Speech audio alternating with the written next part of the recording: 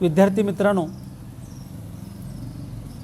कालच्या व्हिडिओमध्ये आपण प्रकरण क्रमांक 7 परिसंस्थेतील ऊर्जा प्रवाह याच्यामध्ये ऑक्सिजन चक्र असेल, नायट्रोजन चक्र असेल, त्याच्यानंतर कार्बन चक्र असेल, याविषयी आपण माहिती घेतलेली आहे. आज आपण त्याच्या खालील काही स्वाध्याय आपण पाहणार आहोत.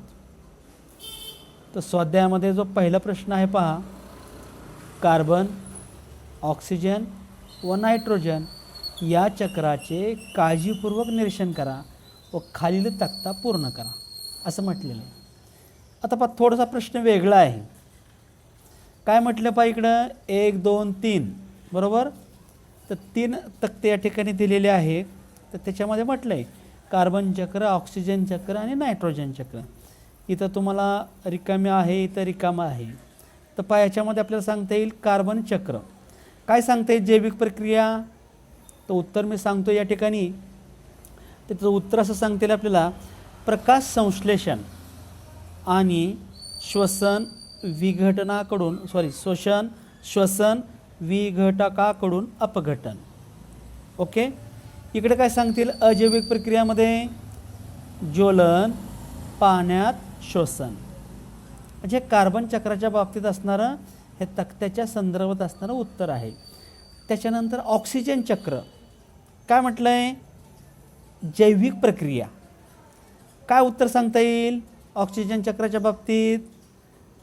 प्रकाश संश्लेषण आणि श्वसन विघटकाकडून अपघटन. श्वसन आणि विघटकाकडून अपघटन. मग इथं काय सांगतील अजैविक प्रक्रियामध्ये? ज्वलन, ओझोन निर्मिती आणि ऑक्साईड निर्मिती. आलं लक्षात? नंतर वहीमध्ये लिहून ठेवा. आता नायट्रोजन चक्र जैविक प्रक्रिया काय सांगता येईल? विघटकाकडून अपघटन, जैविक स्थिरीकरण. हे जैविक स्थिरीकरण कोण घडून आणतं? तर जीवाणू घडून आणतात, म्हणून जीवाणू. आमोनीकरण जीवाणू. आणि अजैविक प्रक्रिया औद्योगिक स्थिरीकरण म्हणजे कारखाने. औद्योगिक स्थिरीकरण कोण घडून आणतं? तर विविध प्रकारचे कारखाने आहेत ते काय करतात? औद्योगिक स्थिरीकरण घडून आणतात. त्याच्यानंतर भौतिक स्थिरीकरण, विजा आणि नायट्रीकरण आणि विनायट्रीकरण. लक्षात आलं हा तक्ता? पुढचा प्रश्न बी थोडासा वेगळा आहे पहा. काय म्हटलं इथं? खालील चुकीचे विधान दुरुस्त करून पुन्हा लिहा. काय म्हटलं इथं? खालील विधान दुरुस्त करून पुन्हा लिहा व तुमच्या विधानाचे समर्थन करा. म्हणजे जे विधानं दिलेत की नाही हे काय करायच्यात? दुरुस्त करायच्यात आणि त्याचे जे काही विधान आहे त्याचं काय करायचं? पुन्हा समर्थन करायचं आहे. पहिलं विधान आपण वाचूया. काय म्हटलं आहे त्याच्यामध्ये त्याने? की साधारणपणे जर आपण विचार केला त्या विधानाचा तर काय म्हटलं पहा, अन्न साखळीतील मांसाहारी प्राण्यांची पोषण पातळी ही द्वितीय पोषण पातळी असते. प्रश्न व्यवस्थित ऐका पहा. काय म्हटलं आहे? खालील चुकीचे विधान. त्यांनी एक विधान दिलेलं आहे खाली. ते कसं आहे? चुकीचं आहे. ते काय करायचं आहे? दुरुस्त करून पुन्हा लिहा व तुमच्या विधानाचे समर्थन करा म्हटलेलं आहे. मग पहिलं जे विधान आहे, अन्न साखळीतील मांसाहारी प्राण्यांची पोषण पातळी ही द्वितीय पोषण पातळी असते. सांगू उत्तर? ओके. उत्तर कसं सांगतील आपल्याला? अन्न साखळीतील शाकाहारी प्राण्याची पोषण पातळी ही द्वितीय पोषण पातळी असते. आता आपल्याला ह्याचं काय करायचं आहे? उत्तराचं काय करायचं आहे? समर्थन करायचं. बरोबर. अगोदर काय सांगितलं होतं? अन्न साखळीतील मांसाहारी प्राण्यांची पोषण पातळी ही द्वितीय पोषण पातळी असते. मग उत्तर काय? अन्न साखळीतील, पॉइंटरकडे लक्ष द्या, अन्न साखळीतील शाकाहारी प्राण्यांची पोषण पातळी ही द्वितीय पोषण पातळी असते. बदल केला की नाही, मांसाहारीच्या जागेवरती शाकाहारी केला आपण. पण काय करायचं आहे? तुमच्या विधानाचे समर्थन ते सांगायचं आहे आपल्याला, त्याचं एक्झॅक्ट काय स्पष्टीकरण त्या ठिकाणी द्यायचं आहे. तर कसं स्पष्टीकरण देता येईल? तर थोडक्यात, प्रथम पोषण पातळी ही स्वयंपोषी उत्पादक, काय सांगितलं? प्रथम पोषण पातळी ही स्वयंपोषी उत्पादक वनस्पतीची असते. शाकाहारी प्राणी त्यांच्यापासून काय करतात? त्यांच्यापासून पोषक द्रव्ये घेतात. या प्राण्यांना मांसाहारी प्राणी खातात, त्यामुळे या मांसाहारी प्राण्यांची तृतीय पोषण पातळी वाढते. लक्षात आलं उत्तर? पुढचा आकडा पहा काय म्हटलं आहे. पोषण द्रव्याचा परिसंस्थेतील प्रवाह एकेरी वाहतूक गणला जातो. म्हणजे पोषण द्रव्याचा जो परिसंस्थेतील जे प्रवाह आहे तो काय आहे? एकेरी वाहतूक गणला जातो आहे. मग आपण उत्तर सांगायचं. ओके, उत्तर असं सांगता येईल आपल्याला, पोषण द्रव्याचा परिसंस्थेतील प्रवाह हा एकेरी वाहतूक नसते. काय सांगितलं? परिसंस्थेतील किंवा जे काय ना पोषण द्रव्याचा परिसंस्थेतील प्रवाह एकेरी वाहतूक नसते. स्पष्टीकरण काय देता येईल त्याचं उत्तराचं समर्थन काय देता येईल? तर त्याचं उत्तर आहे, परिसंस्थेतील ऊर्जेची एकेरी वाहतूक गणली जाते. परिसंस्थेतील निरनिराळ्या, उत्तर मी सांगतोय, परिसंस्थेतील निरनिराळ्या पोषण पातळ्यामधून, म्हणजे परिसंस्थेमध्ये जे काही पोषण पातळ्या आहेत की नाही, त्या पोषण पातळ्यामधून ऊर्जा प्रवाह एकाच दिशेने जातो. कुठल्या दिशेने जातो? एकाच दिशेने जातो. सूर्याच्या ऊर्जेपासून ते थेट सर्वोच्च म्हणजे सर्वोच्च जे भक्षक आहेत त्या सर्वोच्च भक्षकापर्यंत ऊर्जा संक्रमित होत असताना उलट्या दिशेने कधीच येत नाही. पोषणद्रव्य मात्र, उत्तरामध्ये पोषणद्रव्य मात्र उत्पादकाकडून, जे उत्पादक आहेत त्या उत्पादकाकडून भक्षकाकडे जातात. भक्षकापासून विघटकाच्या साहाय्याने पुन्हा पोषणद्रव्य उत्पादकांना मिळू शकतात. लक्षात आल्याचं उत्तर? ठीक आहे. पुढील प्रश्न, परिसंस्थेतील वनस्पतींना प्राथमिक भक्षक म्हणतात. परिसंस्थेतील वनस्पतींना प्राथमिक भक्षक म्हणतात. काय त्याचं स्पष्टीकरण देता येईल बरं? त्याचं उत्तर आहे, सूर्याच्या ऊर्जेच्या साहाय्याने, म्हणजे सूर्यापासून जी ऊर्जा मिळते की नाही त्या ऊर्जेच्या साहाय्याने प्रकाश संश्लेषण करून या वनस्पती स्वयंपोषी उत्पादक असतात. शाकाहारी वनस्पती मात्र प्राथमिक भक्षक असतात. हे झालं त्या उत्तराचं समर्थन. लक्षात आलं उत्तर? पुढचा प्रश्न आपण पाहूया. कारणे लिहा. काय पहिलं कारण? अतिशय महत्त्वाचं कारण आहे पाहे. परिसंस्थेतील ऊर्जेचा प्रवाह एकेरी असतो. काय विचारलेले?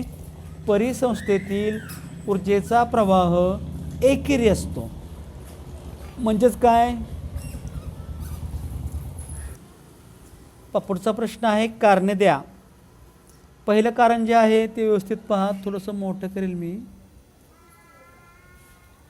अतिशय महत्त्वाचा प्रश्न आहे. ओके. परिसंस्थेतील ऊर्जेचा प्रवाह एकेरी असतो. कारण सांगा. सांगू उत्तर? ठीक आहे. तर याच्यामध्ये आपण थोडासा आकडा टाकून उत्तर लिहूया. पहिला आकडा, ऊर्जेचा महत्त्वाचा स्रोत सूर्य असतो. तुम्हा सर्व विद्यार्थ्यांना माहिती आहे की ऊर्जेचा महत्त्वाचा स्रोत काय आहे? सूर्य आहे. त्याच्यानंतर आकडा 2, सर्वच परिसंस्थासाठी उत्पादक हरित वनस्पती सौर ऊर्जा काही प्रमाणात अन्नाच्या स्वरूपात साठवून ठेवतात. म्हणजे काय? जे काही उत्पादक आहेत म्हणजे हरित वनस्पती जे आहेत ते काय करतात? काही ऊर्जा अन्नाच्या स्वरूपात साठवून ठेवतात. आकडा 3, ही ऊर्जा साठवून ठेवलेली ऊर्जा एका पोषण पातळीकडून दुसऱ्या पोषण पातळीकडे संक्रमित केली जाते. साठवून ठेवलेली ऊर्जा आहे की नाही, ती दुसऱ्या पोषण पातळीकडे संक्रमित केली जाते. दुसऱ्या पोषण पातळीकडे संक्रमित केली जाते. पुढचा आकडा, व्ही घटकाकडून यातील काही ऊर्जा उष्णतेच्या स्वरूपात बाहेर टाकली जाते. मात्र यातील कोणतीही ऊर्जा सूर्याकडे उलट्या दिशेने परत जात नाही. म्हणून परिसंस्थेतील ऊर्जेचा प्रवाह एकेरी वाहतूक गणली जाते. अतिशय सोपं उत्तर आहे. लक्षात आलं की बाबा ऊर्जेचा महत्त्वाचा स्रोत सूर्य आहे, याच्यामध्ये काही प्रमाणाच्या स्वरूपात साठवून ठेवतात वगैरे वगैरे. ही ऊर्जा एका पोषण पातळीकडून दुसऱ्या पोषण पातळीकडे संक्रमित केली जाते. व्ही घटकाकडून यातील काही ऊर्जा उष्णतेच्या स्वरूपामध्ये बाहेर टाकली जाते. त्याच्यानंतर मात्र यातली कुठलीही ऊर्जा जी काही ऊर्जा आहे शिल्लक ती सूर्याकडे उलट दिशेने परत जात नाही. ठीक आहे, पुढचा प्रश्न काय आहे? विविध जैव भूरासायनिक चक्रांचे संतुलन असणे गरजेचे आहे. काय म्हटलं आहे? विविध जैव भूरासायनिक चक्रांचे संतुलन असणे गरजेचं आहे. सांगायचं उत्तर ओके. याच्यामध्ये आकडा 1, निसर्गामध्ये काही विविध जैव भूरासायनिक चक्रे आहेत. निसर्गातील विविध जैव भूरासायनिक चक्रे संतुलित स्वरूपात चालू असतात, सतत चालू असतात, संतुलित स्वरूपामध्ये चालू असतात. यामुळे पदार्थापासून असेंद्रिय घटक पुन्हा निसर्गात परत येतात. मातीतले जीवाणू असतील आणि इतर विघटक या चक्रात महत्त्वाची भूमिका पार पाडत असतात.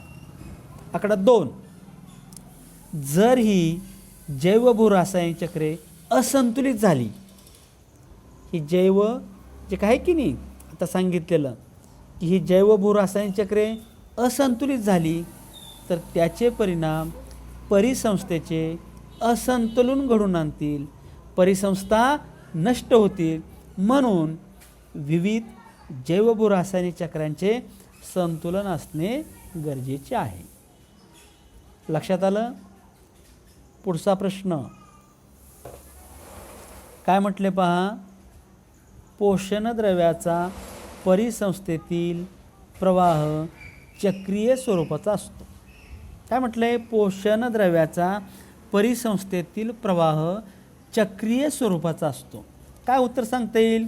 तर उत्तर मी सांगतो. आकडा 1, जे उत्पादक आहेत की नाही, विविध पोषद्रव्ये मातीतून मिळवून, म्हणजे उत्पादक काय करतात? पोषद्रव्य कुठून मिळवतात? मातीतून मिळवतात. मातीतून मिळवून प्रकाश संश्लेषण करून अन्न निर्माण करतात.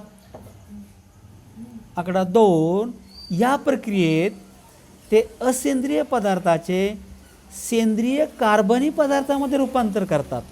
काय करतात? असेंद्रिय पदार्थाचे सेंद्रिय कार्बनी पदार्थामध्ये रूपांतर करतात. आकडा 3, भक्षक हे अन्न खातात. आकडा 3 काय? भक्षक हे अन्न खातात. भक्षकाच्या विविध पोषण पातळीतून अन्नरूप ऊर्जा संक्रमित केली जाते. जे ऊर्जा की नाही भक्षकाने ते खाल्लं, मग त्यातील ऊर्जा कुठे होते? ती संक्रमित केली जाते. ज्यावेळी उत्पादक किंवा भक्षक मृत पावतात तेव्हा त्यांच्या शरीरामध्ये काय कार्बनी आहेत की नाही, कार्बनी सेंद्रिय पदार्थ जे आहेत ते कार्बनी सेंद्रिय पदार्थ पुन्हा विघटक सजीवाकडून मातीत मिसळले जातात. आकडा 3, तसेच प्राण्यांच्या मलमूत्र इत्यादींचे देखील, प्राण्यांचं मलमूत्र असतं की नाही, त्या प्राण्यांच्या मलमूत्रांचे इत्यादींचे देखील विघटन करून त्यातून पोषद्रव्य निर्माण करण्याचे कार्य विघटक करतात. अशा रीतीने पोषणद्रव्याचा परिसंस्थेमध्ये जो का प्रवाह आहे की नाही, तो परिसंस्थेचा प्रवाह चक्रीय स्वरूपाचा असतो. म्हणजे थोडक्यात काय आहे की वनस्पती काय करतात, ऊर्जा मिळवतात. ते काय करतात, ऊर्जा मिळवल्यानंतर त्या वनस्पतींना दुसरे भक्षक खातात, पुन्हा ते भक्षक त्यातून ऊर्जा त्याला मिळवतात. विघटक काय करतात, पुन्हा ते मातीमध्ये मिसळलं जातं वगैरे वगैरे. लक्षात आलं. प्रश्न क्रमांक 4 काय म्हटलं पाहिजे, आकृतीसह स्पष्टीकरण तुमच्या शब्दात लिहा. आता हे तुम्ही लिहू शकता. कार्बन चक्र पुस्तकामध्ये आहे, नायट्रोजन चक्र आहे, ऑक्सिजन चक्र आहे. तुम्हाला सांगितलं की नाही, कालच्या व्हिडिओमध्ये मी तुम्हाला सांगितलेलं आहे की ह्याची माहिती लिहा. फक्त आता पुस्तकामध्ये जे चित्र दिलेत की नाही, त्या आकृती व्यवस्थित त्या ठिकाणी तुम्ही काढू शकता. त्याच्यानंतर प्रश्न क्रमांक 5, प्रश्न क्रमांक 6. आता पहा, प्रश्न क्रमांक 6, प्रश्न क्रमांक 5, प्रश्न क्रमांक 6. हा प्रश्न क्रमांक 6 लिहू नका, कारण अन्न साखळी आणि अन्नजाळं अभ्यासक्रमातनं तुम्हाला केवळ मूल्यमापनासाठी, केवळ स्वयंअध्ययनासाठी ठेवलेला आहे प्रश्न क्रमांक 6. प्रश्न क्रमांक 7, जैव रासायनिक चक्र व त्याचे प्रकार सांगून महत्त्व स्पष्ट करा. हे उत्तर तुम्ही घरी लिहू शकता. आणि खालील प्रश्नांची उत्तरे शोधांसह स्पष्ट करा. हा तुम्हाला घरचा अभ्यास मी या ठिकाणी देत आहे. आता जे उत्तर सांगितलेले आहेत त्या उत्तराची नोंद वहीमध्ये व्यवस्थित करा. ह्या बाकीचे जे उत्तरं आहेत ते उत्तरं लिहिण्याचा प्रयत्न करा. आणि जर समजा जमलीच नाहीत तर आपण शाळा सुरू झाल्यानंतर या प्रश्नाची उत्तरं आपण त्या ठिकाणी नेमकं कोणत्या अडचणी आहेत ते आपण पाहूया. लक्षात आलं विद्यार्थी मित्रांनो? ठीक आहे, ओके.